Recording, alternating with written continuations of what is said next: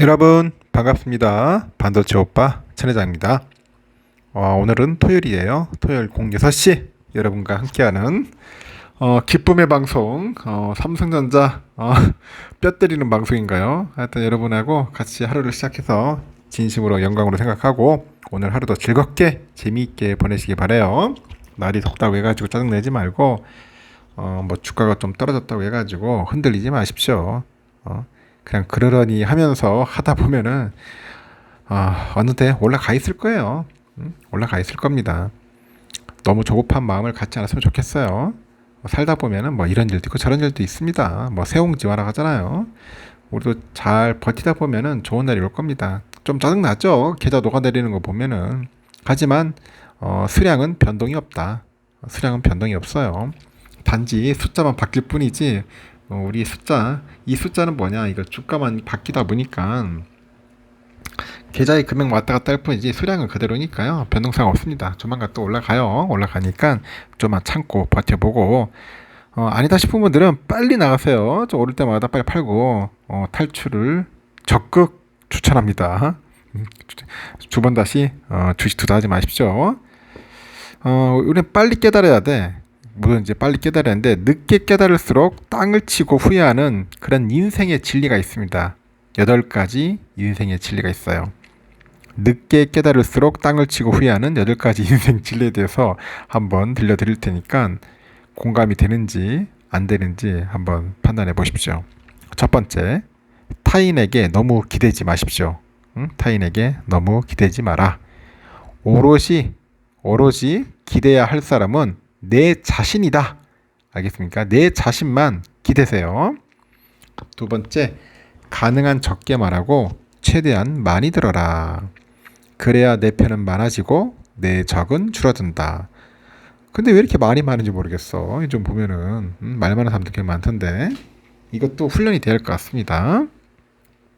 세 번째, 인간관계는 넓혀가는 것이 아니라 잘 좁혀가는 것이 중요하다. 좁혀가랍니다.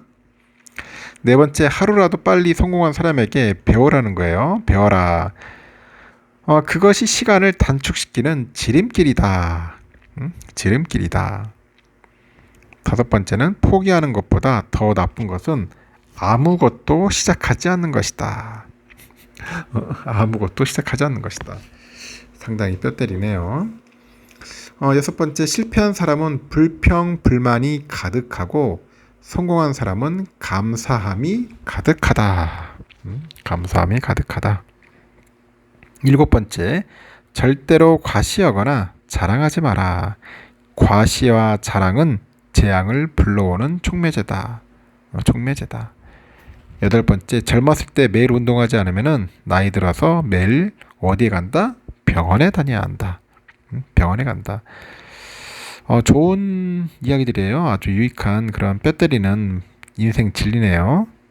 여러분들 한번 꼭 명심하셔서 한번 실천을 해보십시오. 마지막이 가장 와닿죠. 젊었을 때 매일 운동해야 돼요. 운동하지 않으면 결국은 병원 다닌다. 진짜 병원 가기 싫어요, 여러분. 병원은 안 가는 게 좋은 거죠. 그러면 또 삼성의 이야기를 한번 또 해보도록 하겠습니다. 삼성전자 여러분들 아주 기가 따갑도록 할 테니까 편안하게 들어주십시오. 편안하게. 천 회장은 항상 여러분과 함께합니다. 지금 보니까 우리 퀄컴에 대해서 정리해볼게요. 퀄컴 삼성전자. 삼성전자와 퀄컴이 서로 다른 그런 대역의 주파수를 합쳐가지고 5G 이동통신 속도를 높이는 데 성공을 했어요. 두 회사는 세계 최초로 주파수 분할 다중통신 FDD 이 방식으로 5G 주파수 묶음 기술을 실행하는데 성공했다고 8일날 밝혔습니다. 이번 시연에는 삼성전자 5G 기지국하고 퀄컴의 스냅드래곤 X7 5 통신칩을 장착한 모바일 기기가 사용이 됐다고 하는데, 이 CA란 서로 다른 대역의 주파수를 한 개 대역 주파수처럼 합쳐서 쓰는 기술이에요. 이 도로가 넓으면 더 많은 자동차가 지나갈 수 있듯이 이 주파수 대역이 넓을수록 전송할 수 있는 이 데이터 양이 많아져요. 이번 시험에서 활용한 주파수는 업로드용 주파수 2개, 이 다운로드용 주파수 4개라고 합니다. FDD는 업로드하고 다운로드용으로 서로 나눠가지고 나눠서 하여튼 그 서로 다른 주파수를 이용하는 통신 방식인데 5G 통신에서도 FDD 방식으로 주파수를 묶는 게 가능해졌다는 거죠. 이것은 파편화된 주파수 대역을 보유한 이동통신 사업자가 이 주파수를 묶어가지고 더 빠른 속도로 이동통신을 제공할 수 있다는 그 의미입니다. 지금까지 우리나라는 4세대죠. 퍼지 이동통신인 LTE에서는 FDD 방식을 활용한 데 비해서 이 5G에서는 하나의 주파수를 활용을 하되 이가 시간 순서대로 업로드하고 이 다운로드 데이터를 이 각각 전송하는 이 시그널 방식을 이제 사용을 합니다. TDD.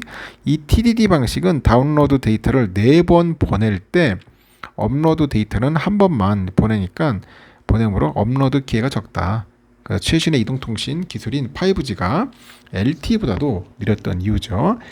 이번 성과로 인해 가지고 더 빠른 5G 통신이 가능해질 전망인데 최근에 화상 회의와 게임, 영상 업로드가 이제 보편화되면서 이를 위한 데이터 양이 이제 급격히 늘어났는데 이 5G에서는 FDD를 사용하면 더 많은 업로드가 가능하기 때문에 뭐 그렇다는 것 같습니다. 대단한 기술력을 가지고 있는 우리의 삼성전자. 하여튼 멋져요, 보면은. 하여튼 좋은 소식입니다. 좋은 소식이에요, 삼성전자. 삼성전자는 여러분들 아시다시피 그 단기간에 8만원 선에 등극할 수 있다는 그 장밋빛 전망이 나오기 시작합니다. 뭐 KB증권에서도 뭐 AI 반도체, 메모리 반도체인 그 HBM의 시장 경쟁력을 높이 샀고요. 뭐 투자 의견은 매수 목표 주가 95,000원 제시했습니다. KB에서는 9월 8일 삼성의 그 첨단 패키징 생산 능력이 확대돼 가지고 내년 HBM3 수주량이 3배 이상 늘어날 것으로 전망을 했는데 이 HBM 패키징 수요는 25년까지 공급을 웃돌 것으로 보고 한국거래소에 보니까 이날 삼성은 전일 대비 0.14% 떨어져서 73,300원 어제 마감을 했죠. 이 삼성의 강점이 뭐예요? 강점. HBM 설계 그리고 생산부터 2.5D 첨단 패키징까지 그 HBM 턴키 체제를 유일하게 구축하고 있어요. 턴키 체제를. 내년까지는 삼성의 패키징 생산 능력은 2배 이상 커지고 공급 대비 수주량도 대폭 늘어날 것으로 전망을 합니다. 주요 고객사 미국 엔비디아, 영국 AMD 등에서 HBM 턴키 전략은 매력적일 전망인데 내년에 경쟁사의 패키징 생산 능력이 2배 증설돼도 향후 18개월간 공급 부족이 불가피하고 HBM 단품 구매와 개별의 공정 효율화가 가능해져서 그렇답니다. 그래서 엔비디아하고 AMD 등 주요 고객사 입장에서는 HBM 공급 안정성 우려를 완화하기 위해서 삼성전자로 공급처를 다변할 거라고 합니다. 그래서 턴키 생산이 이제 강점으로 부각된 우리의 삼성전자 HBM 점유율은 48%까지 확대될 것으로 이제 추정이 되는 것 같아요. 이에 따라서 삼성전자 주가가 단기간에 8만원대로 안착할 것이다. 8만원대로. 내년 첨단 패키징 생산 능력은 경쟁사 대비 70% 수준까지 증설을 하고요. 턴키 전략 효과로 수주량도 3배 이상 늘어날 전망이라고 합니다. 좋은 내용인 것 같아요. 충분히 가능하다. 저는 그렇게 보고 있고요. 오늘 이 소식은 별로 그렇게 썩 좋은 건 아닌데 이 메모리 반도체 업황 부진을 겪고 있는 또 삼성이 지난 1분기 이어서 2분기에도 좀 미국 인텔한테 좀 밀린 것 같아요. 그래서 1위를 빼앗겼다 그런 겁니다. 매출 순위. 다만 AI발 그 메모리 수요가 이제 본격 증가하는 내년에는 1위 탈환이 가능성이 있다 그렇게 점쳐지기도 합니다. 시장 조사업체 조사기관 옴디아에 따르니까 2분기 삼성의 반도체 사업 매출은 94억 5천만 달러 기록했고요. 전년 동기 대비 53.4% 하락을 했어요. 매출 규모로는 글로벌 반도체 기업 2위고 1위는 미국 인텔입니다. 인텔의 2분기 매출이 전년 같은 기간보다 17.5% 줄어든 122억 6,300만 달러 찍게 됐고요. 앞서서 1분기에도 인텔은 삼성을 제쳤습니다. 인텔은 111억 3,900만 달러네요. 삼성은 89억 2,900만 달러. 삼성은 지난 21년 3분기부터 4개 분기 연속 매출 기준으로 세계 반도체 매출 1위에 올랐는데 메모리 업황이 둔화되기 시작해가지고 지난해 3분기부터 인텔에 좀 뺏겼어요. 1위를. 1분기엔 10위권 밖으로 밀려났던 그 하이닉스는 2분기에 다시 6위로 올라왔고 순위권에 들어왔네요. 하이닉스는 1분기 매출이 38억 1천만 달러였는데 2분기에는 53억 3천만 달러까지 뛰어요. 지난해 2분기 올랐던 3위 자리에는 아직 닿지 못하고 있고 올해 2분기 3위 기업은 엔비디아예요. 엔비디아가 2분기 매출 78억 9,900만 달러네요. AI 수혜를 입었고 옴디아는 그 엔비디아가 장악하고 있는 생성형 AI 수요가 빠르게 증가하다 보니까 시장 점유율을 올리고 있다고 합니다. 이 밖에 퀄컴, 브로드컴 4위, 5위 올랐네요. 메모리 3사로 꼽히는 미국 마이크론은 10위권 밖으로 순위가 밀려버렸어요. 파운드리를 제외한 글로벌 반도체 기업의 그 2분기 매출은 1243억 1600만 달러인데 작년에 같은 기간 1569억 9천만 달러에서 20.8% 줄어들었습니다. 그러나 직전 시점인 1분기보다는 3.8% 증가했고요. 글로벌 반도체 기업이 그 매출이 전분기 대비 증가한 것은 지난 21년 4분기 이후 처음이다. 그렇게 보시면 됩니다. 그래서 반도체 매출이 오랜 기간 하락을 하다가 이제 성장세를 보인 것은 반가운 신호겠죠. 이 반도체 업황 회복에 여전히 시간이 걸릴 전망인데 AI 수가 본격적으로 늘어나기 시작하면은 삼성전자가 1위 자리를 탈환할 것이라는 관측이 제기되고 있고 삼성은 최근에 엔비디아에서 HBM3 품질 승인을 받았고요. 조만간 공급을 시작할 전망이라고 합니다. HBM3는 일반적인 D램보다 가격이 높아서 판매가 본격화될 경우에는 매출의 성장 기여도가 클 것으로 보인다. 그렇게 이야기를 하는 것 같습니다. 빨리 따라잡아야죠. 지금 급합니다. 내가 보니까. 요즘 또 우리가 미국의 텍사스주가 석 달 가까이 섭씨 40도가 넘는 폭염에 시달리는 것 같아요. 야, 40도. 참 징하다. 전력 위기 상황에 놓였답니다. 그래서 21년 대규모 겨울 정전 사태로 삼성전자 등 글로벌 기업들이 현지 공장 그 가동 중단 사태를 겪었는데 또 비상사태 선포까지 나온 그 현 전력 상황에 우려가 커지고 있다고 합니다. AP통신에 따르니까 텍사스주 전력망을 운영하는 그 전기 신뢰성 위원회는 지난 6일하고 이날 이틀 연속 에너지 비상 상태를 발령해요. 비상 운영 체제 돌입을 했고요. ERCOT에 따르니까 지난 6일 텍사스의 전력 수요가 82,705메가와트인 것 같아요. 역대 9월 그 수요로는 최고치 기록했고 지난달 10일이죠. 이때 세운 사상 최대 수요 기록이 85,435메가와트인 것 같습니다. ERCOT는 전력망 시스템의 예비 전력이 부족해지면서 세 단계에 걸쳐서 비상 경보 발령하는데 일부 전력이 사정이 나아지면 비상 상황을 해제하기도 합니다. 그래서 ERCOT는 지난 6일 한 차례 비상 경보를 발령했다가 해제한 뒤에 또 7일날 또다시 발령을 합니다. 8일 오후 9시까지 이를 유지한다고 재차 발표를 했어요. 파블로 베가스 ERCOT 최고 경영자는 이날 비상 상황과 관련해서 높은 전력 수요와 낮은 그 풍력 발전량, 그리고 일몰 시간대 태양광 발전량 감소에 의해서 전력망의 그 운영 예비 전력이 낮아졌기 때문에 이런 일이 발생했다고 합니다. 텍사스에서는 전력 수요가 폭증을 해가지고 당국이 전력망 운영에 어려움을 겪고 있는데 텍사스의 전력 부족은 지난 6월 중순부터 이어진 최고 기온이 섭씨 40도를 넘는 폭염으로 인해 발생했고요. 올여름 들어서 텍사스의 전력 수요는 최고 기록을 10차례 넘게 경신을 했고 이달 들어서 더위가 누그러지지 않고 온전히 오스틴 등 대부분 지역에서 섭씨 40도를 기록합니다. ERCOT는 주민들에게도 7일에도 전력 공급량이 빠듯하다. 그래서 오후 5시부터 9시까지 전기를 절약해달라고 거듭 당부를 해요. ERCOT는 현재 비상 상황인 것은 아닌데 오후와 저녁 시간까지 계속되는 그 고온과 높은 전력 수요, 풍력과 태양열, 이 발전량 감소로 인해서 예비 전력이 부족할 가능성이 있다고 공지를 했어요. 텍사스주에서는 공장을 가동 중인 기업들은 전력 상황을 예의주시하는 것 같습니다.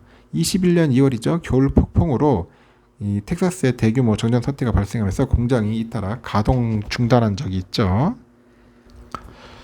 AP는 이번 ERCOT의 비상사태 선포가 21년 이후 처음 나온 것이라고 전했는데 오스틴에서 반도체 공장을 가동 중인 삼성은 21년 당시에 약 3일간 전력 공급이 중단돼서 이 공장 가동을 멈추면서 약 4천억 원에 달하는 손실을 본 것으로 전해집니다. 대량 전력 시스템에 대한 신뢰성을 유지하기 위한 차원으로 비상사태 명령을 내렸는데 현재 폭염으로 인해서 예상되는 전력 과부에 따른 비상 상황이 지역민과 지역 사업체의 전력 손실을 이야기할 수 있다고 우려합니다. 야, 이거 보니까 이거 텍사스 살 곳이 아니네요. 보니까 폭염 40도, 겨울엔 또 춥다고 난리고. 역시 우리나라가 좋은 것 같습니다. 이거 미국이라고 다 좋은 게 아닌 것 같아요.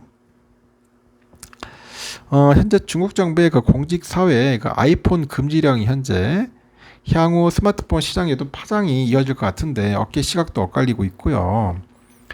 중국의 당국의 규정에 인해서 중국 점유율 1위를 그 달려온 애플의 입지가 크게 위축될 거라는 관측이 있어요.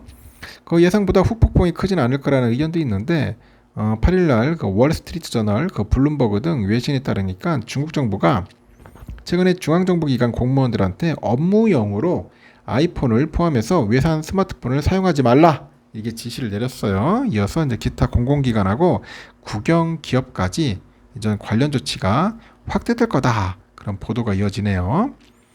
중국의 현지 스마트폰 시장은 애플 아이폰을 제외하면은 현지 제조사 브랜드들이 그 점유율 상위를 차지하고 있다는 점을 감안하면은 사실상 애플을 겨냥한 조치죠. 수년째 이어지고 있는 미국의 대중 제재에 대한 반격인데 중국의 스마트폰 업체죠 화웨이 이 화웨이가 그 신작 그 스마트폰 메이트 60 프로에 그 7나노미터 공정의 반도체를 탑재를 했어요. 그래서 반도체 자립에 대한 자신감이 커졌다. 지금 그래서 화웨이가 자신감 뿜뿜이다. 뿜뿜이에요 지금 보니까. 이 소식이 알려지니까 애플의 또 시가총액은 200조 이상 줄었다. 뭐 난리치죠. 그러니까 하여튼 그래서 저 애플이 총 비상이었다 그런 이야기도 있는 겁니다. 일각에서는 아이폰 금지령의 파급력이 예상만큼 크지 않을 거라는 낙관도 있는데 이게 중국 내 아이폰 연간 판매량 이 보니까 4,500만 대 가운데 중국 정부기관이 차지하는 비중이 약 50만 대 미만에 불과하다는 내용도 있고 중국의 공무원들 상당수가 이미 업무용 스마트폰으로 자국폰을 쓰고 있다 그런 이야기도 있습니다. 하지만 공무원뿐 아니라 이제 국영기관, 공공기관 이렇게 아이폰 사용금 조치가 확산되면은 이야기는 달라지겠죠. 그리고 중국의 사회 전반으로 아이폰 수요가 위축될 수 있기 때문인데 이 가령 아이폰을 애용해 왔던 중국의 유명 연예인 등도 이제 심적 부담에 자국산 스마트폰으로 갈아탈 가능성이 있어요. 괜히 밉보였다가는 작살나죠. 연예인들도. 중국의 업체들과의 격차가 크지 않은 만큼 이번에 아이폰 금지 조치가 민간으로까지 강화, 확대되면은 애플의 입지는 크게 좁혀지는 겁니다. 좁혀지고 중국의 스마트폰 시장 점유율을 살펴보니까 애플과 중국 기업들의 접전을 벌이고 있는데 글로벌 시장조사 업체 카운트포인트 리서치 보니까 올해 1분기 중국 스마트폰 시장 점유율 보니까 애플이 20%예요. 1등이고 오포 18, 비보가 16%, 아너 16, 샤오미 12% 이렇게 매섭게 추격하고 있다. 그렇게 보시면 됩니다. 아이폰 사용 금지 조치로 삼성전자가 얻게 될 반사이익은 크지 않다고 하네요. 아직 중국 내 시장 점유율이 고작 1% 남짓에 불과하죠. 삼성이. 삼성 스마트폰 역시 중국의 공직사에서 같은 규제를 받게 되고 반면에 전 세계 스마트폰 시장 점유율 측면에서 애플에 견져가지고 삼성의 입지가 강화될 것으로 전망이 돼요. 미국과 유럽, 인도 등과 더불어서 세계 최대 시장 중 하나인 중국 시장에서 그 1위를 달리던 애플이 타격을 받을 경우 애플의 글로벌 출하량과 매출의 전망치도 하향 조정이 불가피하겠죠. 카운트포인트 리서치 보니까 2분기 전 세계 스마트폰 시장에서 출하량 1위는 5,390만 대의 삼성전자, 2위는 4,200만 대 애플입니다. 지난해도 삼성전자는 출하량 2억 5,790만 대 1위였고요. 애플이 2억 3,220만 대 2위에 올랐는데 별반 차이 없었어요. 근데 그 두 회사의 그 올해 상반기 출하량 격차는 약 1,000만 대로 추정되고 하반기 성적에 따라서 순위가 역전될 수도 있다. 그런 이야기입니다. 하지만 그 애플이 이달에 내놓을 아이폰 15, 이 15가 CIS를 비롯해서 부품 수급의 차질이 빚어지면서 출하량이 전작 대비 1,000만 대가량 줄어들 것으로 예상된다다가 이번에 중국 시장 규제로 인해 가지고 추가적인 악영향까지 우려됩니다. 삼성은 출하량 면에서 애플과 확실한 격차를 벌릴 수 있다 그런 이야기도 있고요. 뭐 다른 관측도 있어요. 중국 정부의 그 조치는 사실상 아이폰 금지보다는 외산폰 금지인데 이는 결국 중국 폰을 쓰라는 거다. 중국폰을 쓰라는 의미다. 그런 겁니다. 애플이 가장 큰 타격을 입긴 하겠지만은 이것이 삼성을 비롯해서 그 비중국 경쟁사에 직접적인 이익이 될지는 불확실하다고 합니다. 예상되는 애플의 실적 타격이 삼성의 그런 반사 이익으로 직접 돌아가기는 어려울 수 있다는 거죠. 오히려 삼성을 맹추격 중인 중국의 제조사들의 입지만 키울 수 있다. 그런 지적도 있습니다. 그래서 여러분들 참고하셔서 애플에 투자하실 분들 고민 많이 하시기 바랍니다. 삼성의 소식은 여기까지 하겠습니다. 여러분 좋은 하루 보내시고 즐거운 토요일 보내시기 바랍니다. 감사합니다.